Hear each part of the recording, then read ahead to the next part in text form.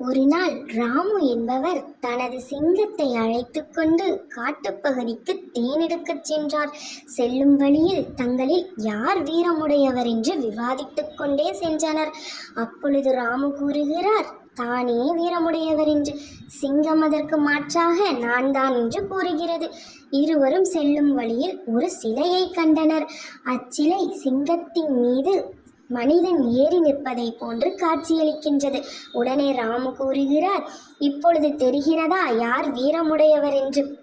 அதற்கு மாற்றாக சிங்கம் இச்சிலையை மனிதன் செய்திருப்பதால் மனிதன் வீரமுடையவனாக காட்டப்படுகிறான். இதுவே சிங்கம் செய்திருந்தால் சிங்கமே வீரமுடையதாக காட்டப்பட்டிருக்கும் என்று. இக்கதையின் நீதி தனக்கென்றால் தனி வழக்குதான். இந்த கதை உங்களுக்கு பிடிச்சிருந்தா நம்ம சேனலை மறக்காம சப்ஸ்கிரைப் பண்ணிக்கோங்க. இந்த கதை பிடிச்சிருந்தா லைக் பண்ணுங்க, ஷேர் பண்ணுங்க, கமெண்ட் பண்ணுங்க. மறக்காம பிரதீக்ஷா பிரின்சி சேனலை சப்ஸ்கிரைப் பண்ணிக்கோங்க. பாய்.